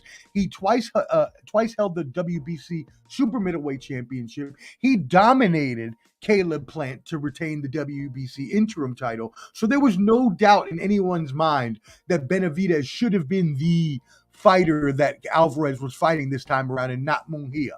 Am I saying that pretty accurately? Benavidez never lost his belt. It just got taken away twice. One, he popped hot for cocaine in system. Second, he popped hot he didn't pop hot, but he was overweight and lost his belt on a scale.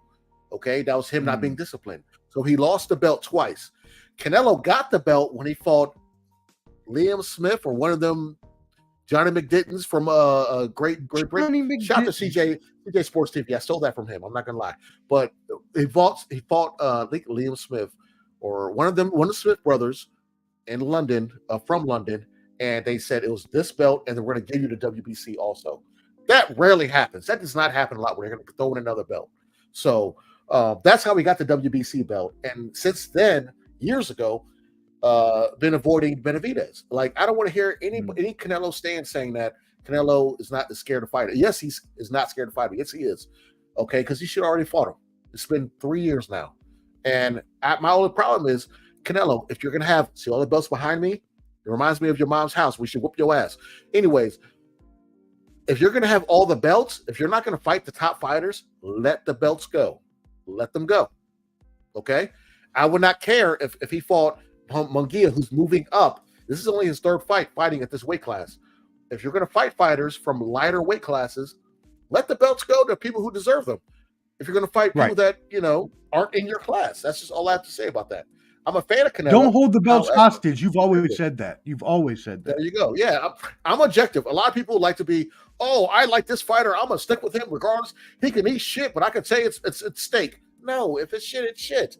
I'm not afraid to do that, okay? So I'm a fan of Canelo, but let the belts go if you're going to do this shit. That's all I'm saying. That's my only issue with Canelo.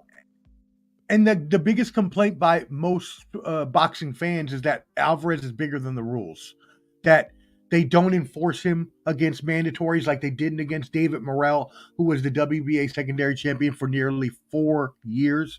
Yep. So it seems like just no one is holding him to account, and that he's getting pretty much able to do whatever he wants to do. I'm about to fly to Puerto Rico and talk to Suleiman because that's where he lives. He's Puerto Rican. I'm about to go to Suleiman, the WBC council of like 20 people. You know what I'm saying? And talk to him about that because WBC they can order David Benavidez, but David Benavidez is now taking the high road and saying, you know what, I'm going to move up to light heavyweight and fight there. Okay, so he's moving up in weight class, which is like, man, screw that. If I was him, if this was the 90s, even the 80s. Oh no, I'm on social. Well, they had social media back then, but I'm on somewhere. I'm talking shit. Social media. He's stuck with me. He's like a punk. You better act like fucking. You better act like a what's his name? Clubber Lang. God dang it! You better act like him. Even your mama, even your wife love me. You better talk like that. Hey, talk about him, man. Even your wife love it. Let's go. Let's get this going. All right. So, aside from all of that nonsense, which we know has been a point of consternation for all boxing fans, is that Alvarez gets away with everything and he doesn't fight Benavidez, and we've been missing out on the great fights, as Mar said earlier. And you have pointed out for years upon years upon years that we've talked at boxing, MMA, combat sports, and you've been telling the world that these fighters are just trying to protect the trying to protect the money, never trying to fight each other, never trying to give us the real fights like we used to see in the 80s that we always talk about with Duran and Sugar Ray and all the other great fighters. That being said, let's go ahead and move on to the actual fight, since we don't want to mess around with that BS, since it's probably not going to happen anytime soon, as you mentioned.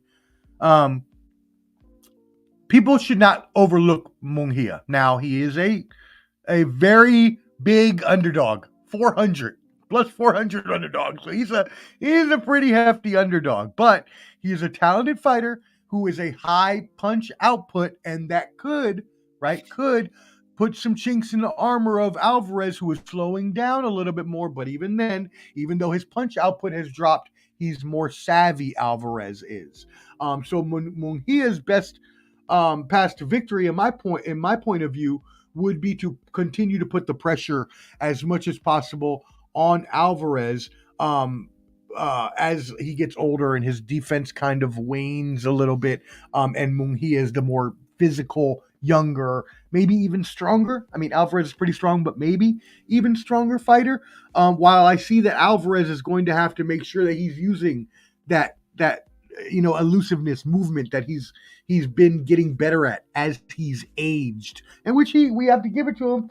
He's aging like fine wine, and he's still the better puncher, right? So what are your thoughts on the actual match?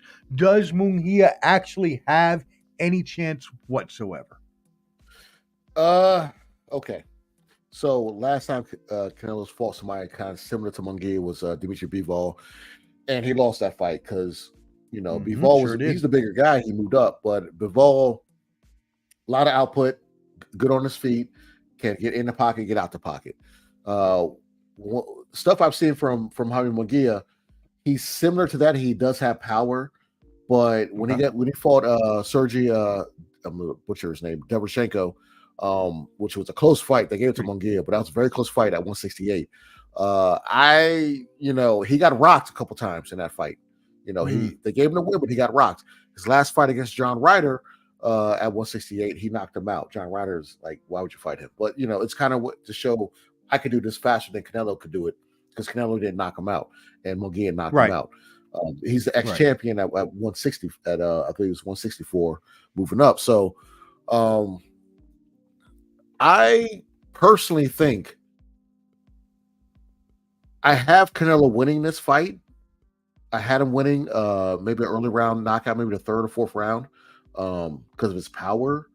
But I'm gonna do a big caveat on this. You know what I'm saying? Oh, hold up. Oh, dude. Clubs bangers. There we go. Clubs bangers. Clubs. I think Canelo might be too overzealous and lose on points to Munguia in a decision. Whoa! Sorry. I'm not split decision because they will never give Canelo a majority. This man has split decision against Floyd, which is ridiculous. But yeah. I think. Do I need to hit the button again? Did you just really do that? No. I said majority. I still got Munguia like winning the whatever. But I'm saying like it's Clubs, majority clubs, split decision. Bangers. Clubs. That's what I'm saying. Bangers, You're not gonna clubs, all three. Bangers. Clubs. Bangers. Yeah. Oh my goodness, that deserved the 5 club bangers. Yeah. What? Oh my goodness. Now, hold on. Wow. I said Canelo might get him up out of there, but if all things go the way I'm thinking, it's gonna be Munguia. What is your official? We need the official, like a referee official. Official would be Canelo in 3. Okay. Canelo in 3 is your official. Okay. But I would not be shocked. Caveat. My caveat would not be shocked if Munguia outpoints him. Right. That's what it is. All right, cool. All right. Okay, I thought you meant Munguia was going to outpoint for the victory. The old Taylor be getting me sometimes. All right, it be getting me. All right. The what? The who? The deuce is old Taylor. Hey, it's good bourbon. It's good bourbon. Some of y'all suckers out there with dirty fingernails typing can't afford that $20 bottle. So if you all did not get that, it was a Canelo 3rd round knockout, or clubber caveat, a split decision victory by Munguia. So go ahead and bet that on FanDuel, DraftKings. Go get your Canelo. It's probably going to be a 1st to 6th round KO sort of prop is usually how they do that. So go ahead and choose that. It's probably going to be a nice little payout. Probably get it 30-1 or something like that. So definitely go check that out. That being said, thank you all again for tuning in. We have the fan mailbag still to go. So a couple more questions for Clubber D from the fans. So please stay tuned. We're going to go 20 more minutes to the top of the hour. Good, nice 2-hour session for y'all today. We thank y'all again for tuning in to Ball and Bud's Combat Sports Special, featuring our UFC and Combat Sports Insider, Clubber D, the Combat G, and yours truly, Omar, the Sports Professor Fonseca. Yes. Click ad on Facebook. Click ad right now if you're on YouTube. Click ad. Hit subscribe on YouTube right now. If you're on IOW, jump over to Ball and Buds. If you're on Let's Talk Sports or Bottom Line, jump over to Ball and Buds. Hit subscribe. If you're on Instagram, we're probably going to lose you here in about a couple minutes. So if we lose you, make sure you subscribe to Ball and Buds. Oh, and we're on Instagram and Twitter too. Holla. All right, fan mailbag. That being said, first and write a question so I can answer y'all shit too, okay? Because these questions where he's answering is stuff we get. So write something in, let us know. Any other outlets, let us know.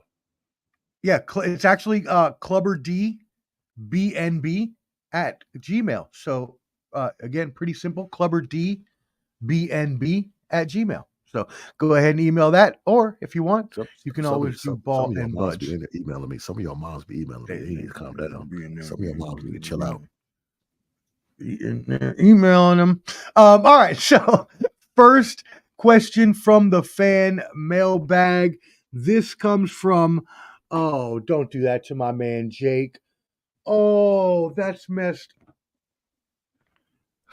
Hot take Jake is horrible, and I'm telling you, this is a true fan. Hot take Jake is horrible from Texas. So this is somebody that is clearly, this might be Jake's friend or something trying to hate on Jake. But anyways, it's a question about the Mike Tyson Jake Paul fight. So it says, Clubber D, just this week, Mike Tyson and Jake Paul were sanctioned as a actual professional bout by the Texas Department of Licensing and Regulations. Paul is listed as a 195 favorite on ESPN Bet. What are your thoughts on a 58-year-old man turning in June, Mike Tyson, the former heavyweight champion, going up against a 27-year-old social media sensation who has not yet proven himself to be a boxer in the name of Jake Paul? What are your thoughts? Do you think this is a sham? Do you think this is a good to be sanctioned? Obviously, we don't expect your choice here, but what are your thoughts on this fight, Cleverty? I hate this fight. I hate everything about it. I hate people that are promoting it. I hate every part of this fight. Okay, this is I didn't think they were going to sanction this. I didn't think they were going to let this be some weird. I can't believe that with this fight. I'm eight rounds, 2 minutes. 8 rounds, 2 minutes. What is 8 that? rounds, It's like 2 minutes. Okay. That's how they did the women's. That's how they do women's fights. You know, to be honest with you. Okay. Shout out to Amanda Serrano.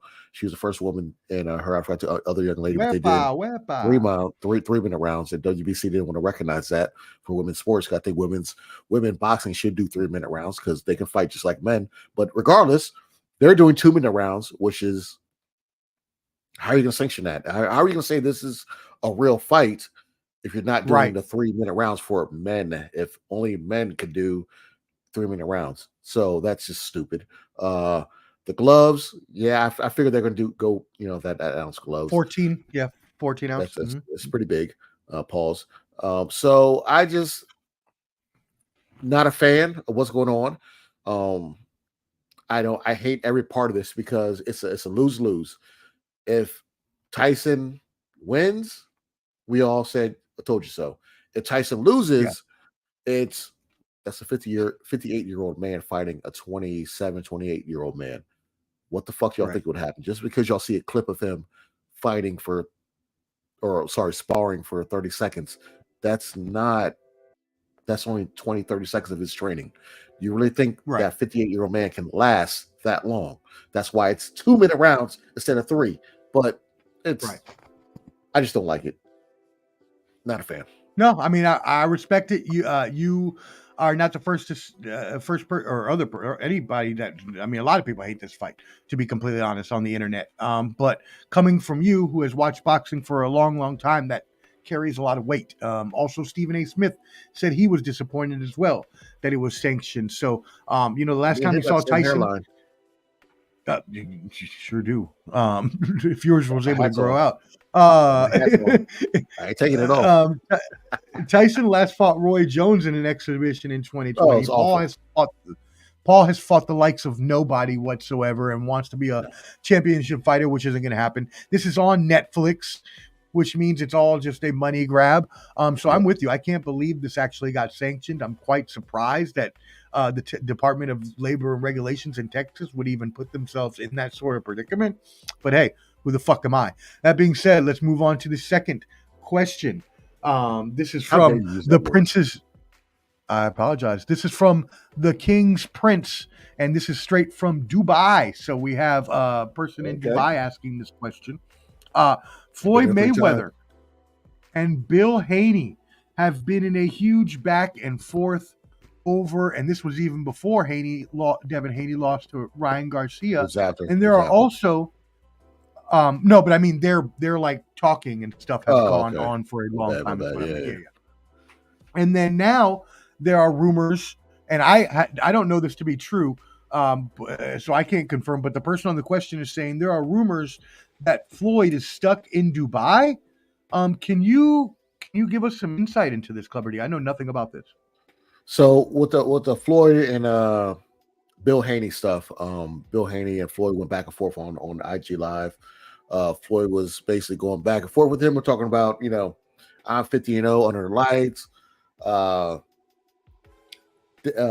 Bill Haney got on how Floyd has always been hating on Devin Haney and always blocking him on certain fights and things of that nature, which is true. He's blocked him quite a bit, so he can't perspire. And it all boils down to two things. One, Devin Haney never signed with Floyd Mayweather's TMT. He wanted to be his own boss, so that's why it's Devin Haney Promotions. Okay, he never signed with Floyd. Floyd was mad about that. Second was sparring. Floyd lost to Haney in sparring at that little spot they have in Vegas. Oh yeah, Haney beat everybody. Even though Floyd sent that clip to Ryan Garcia that was edited against Tank, he still beat Tank in that sparring session. He beat him, So, but Floyd has a good point saying that hey, under the lights, I'm 50-0. Sparring don't mean nothing. So it's kind of like he kind of acknowledged that yes, Haney did get him in sparring. And Haney was undefeated in his gym in sparring. And mind you, he was 16 years old when he was fighting these grown-ass men. Because Tank was 20 when he fought him in sparring.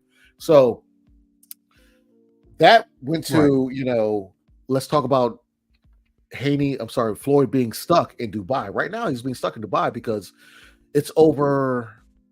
From the reports, they're saying jewelry and funds missing as far as jewelry. And I want to say, not gambling, but I think it has to do with the jewelry. And they don't play over there when it comes to if you owe them money. Their court is very strict. I don't know if it was the handler or somebody that Floyd was messing with that kind of coerced him or got him into a bad deal. Regardless, Dubai government is not letting him up out of there until all debts are paid. To be deeper about this, I know there's an issue going on between Palestine and Israel. I believe Floyd liked a certain side. So I'll just put it at that. I can't hear you, but I can't hear. I can't put it. I can't. No. Somebody came in to talk to me. My bad. Oh, okay. I can't put it on that being the reasoning, but I'll just say that that might play a factor also that Floyd has been publicly about a certain side of that whole conflict and where he's at in Dubai and him owing money. That's all right there. So I'll just leave that alone. But yeah, he's still in Dubai right now. He's still in Dubai and he can't get up out of there. With all the stuff going on and all the go ahead. No, I'm saying also with him in the midst of being in Dubai, he said I had no sugar in my tank and put out videos of Tank because him and Tank Davis don't like each other. So Tank dancing in his drawers and doing all this other weird shit, slapping his ass. And so they've been going back and forth. And Shakur Stevenson called out Tank. And Floyd reposted that. So it's a lot of stuff going on right now. Floyd's over there in Dubai, but he's still doing his puppet strings, on the boxing community. And I love it. A lot of blade action going on there that you just described. Blade action. Shout out to Derek. Shout out to my brother. Shout out Big D Club the Rich. No, but that's that. Yeah, we need to go pay him a visit. But that's crazy that. No, he's here. He's here now. Oh, wow, nice. Shout out, bro. But with everything that's going on in these colleges and with the protests, and we know everything going on over in that side of the world, there's just certain things you can and cannot do, and especially in some of those countries, they take a lot of those things a lot more serious than we do over here. And so you will get caught up very quick. So be careful when you go overseas, Americans. That being said, hopefully he returns safe. But yeah, him and Haney going back at it is just adding another spice level to everything, especially with these new PED allegations and all of this other stuff. So, by the way, if you didn't know, Ball and Buds, we are huge in China. I have to send you this email. I got emailed, and we are in the top 30 in entertainment in China. Top 30 entertainment in China. Konnichiwa, motherfuckers. So what that's first of all, it's Japanese. But shit. Damn it, man. I don't know. Shit. Oh my God. It just went way downhill. Damn, I'm trying to go back to my Mandarin so I can save it, but I can't. Anyways, I know. Yeah, it's all good. But anyways, so yeah, shout out to everybody over there. Obviously, you guys got a lot of band stuff that you can't watch, so that's why you're watching us. Hey, but we appreciate you watching anyways, and everybody else that we got you. Any question you guys want, send it up. Keep sending them over. We'll translate them. We got you. All right. Shout out to everybody out there. Clubber DBNB. Clubber DBNB at Gmail. So Clubber DBNB for Ball and Buds. And that's BN. Go. All right. Anyways, let's get on to the next question. Actually, this is probably. Oh no, there's two more questions. Okay, so the third question is Deontay Wilder. Oh, sorry, this is coming from the Bollywood Boxer. Ooh, yes, I love how many foreign submissions we have this week. Shout out to Russell Simmons. Be out there. There you go. Deontay Wilder is fighting Big Baby Anderson on a historic card in August 3rd. Are the rumors if he can win on June 1st? What is going to be the nature of this historic card that they're talking about? Well, I'm going to save that for the next show. But this card that His Excellence Turkish Sheikh, I'm saying his name all wrong, but the guy out of Saudi Arabia, he's phenomenal. He is. I'm not going to try Turkish Ali Ashik. I think it's Turkish Ali Ashik. Anyways, he has Bud Crawford fighting for possibly 2 belts. He has Azik Pitbull Cruz fighting Rilo on that card. He has David Morrell fighting on that card. He has Andy Ruiz against Jarrell Miller fighting on that card. Who's test positive for steroids? That fight, I'll get into that fight another time, but that fight comes full circle. It's funny. But you got them fighting on that card. You got just announced all Mexican Americans. Okay, you rock with Ryan Garcia, rock with Virgil Ortiz. This man is 21-0, 21 knockouts. Okay, 21-0, 21 knockouts, 100%. That's crazy. Knockout. Okay, That's he's phenomenal. Crazy. Out of Texas. He's another one of Golden Boy Oscar De La Hoya fighters. Oscar De La Hoya brought him up the correct way. So he's moved up to 154, and he's fighting Tim Tszyu. Okay, that's gonna be on that. That's gonna be on that card. All right, this card is awesome. That's gonna be on that card. You got Andy Ruiz, who's Olympic Cuban gold medalist, who's probably this is my 5th or 6th fight. He's gonna be on that card. All right, so wow, what a card! It's this card from top to bottom is great for boxing. All right, if you're a novice fan or if you're a brand new fan, this is the boxing card to watch. All right, everybody's gonna be on this card, and His Excellency Turkish Al Sheikh, I'm messing his name up, but respectfully, he's putting this together, and this is going to be not in Saudi Arabia, but in Las Vegas. So you got Bud Crawford as the main. Oh, okay. You got Pitbull Cruz. You got David Morrell. Wow. You got Tim Tszyu. You got freaking Virgil Ortiz. You know, you got Andy Ruiz. You got everybody. And Andy Ruiz on his card. Yeah. So and that is a massive card. Just go full circle. I'll be real quick with this. Jarrell Miller was supposed to fight Anthony Joshua in his American Pro debut in Madison Square Garden. Popped hot for steroids. Andy Ruiz was a late sub in. Beat Joshua for all the belts. Okay. So I'm acting like I don't know. Now Jarrell Miller and Andy Ruiz are fighting each other. Now it comes full circle. Look at that. So there you go. I like it. I act like I'm acting like it's new for me for the fans, even though I watched the match. I watched that. Anyway. I literally watched that in my bedroom with my girl at the time, and she was like, "I want to go to bed." I said, "Woman, shut up. We're watching this fight." And it was an upset. Lucky you ain't getting no shaft, woman. You better shut. Yeah, she got it later. Shaft. It happened. All right, we ain't gonna talk about that. Some of your mothers know. Some of your mothers and your wives know pretty well. Right? As Clubber D and the sports professor used to say, AGG. Yeah. That being said, last question before we get to my fun question. This comes from Bare Knuckle Brawler from Miami. Shout out Miami 305. I need to come visit soon. Nate Diaz versus Jorge Masvidal, rumored boxing coming up. What is the status?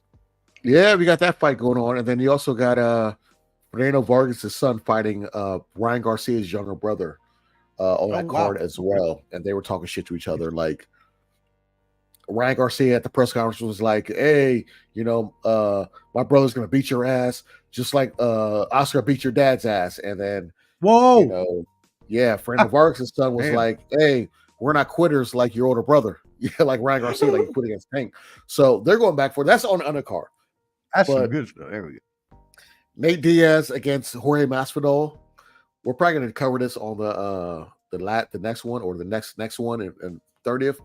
But my real question is, who cares? Who asked for this? Neither one of them can box. Neither one. Wow. Okay. Neither one. So you're not interested in watching two MMA people box at all? No, not at all. I'll get more detail at the next one once I kind of see them sparring. But Nate Diaz, we saw what he can do against Jake Paul. He was punching like this. You have to turn your punch as a boxer. It was no. Wow. Well, there you have it. Hey, and on that note, let's talk about what Clubber D was talking about. The next time you will see us, check out the bottom of your screen.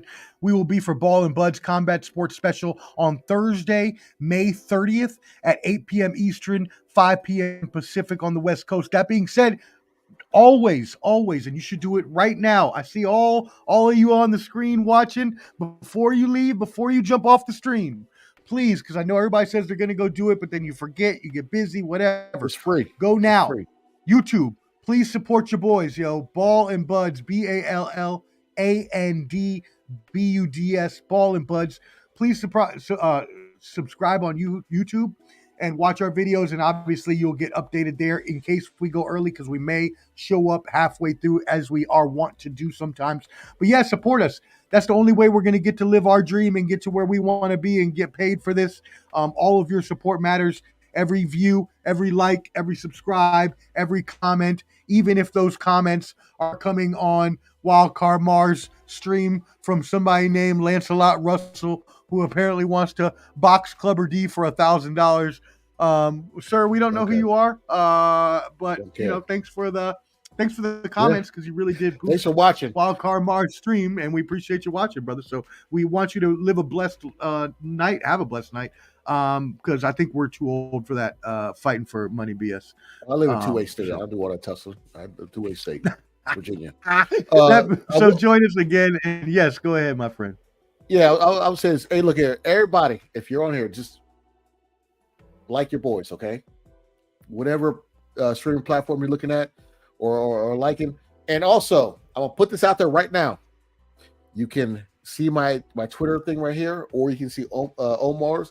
Or you can find us on Ball and Buds on Instagram, or even the Bottom Line Sports. Check in on Sunday with the Bottom Line Sports.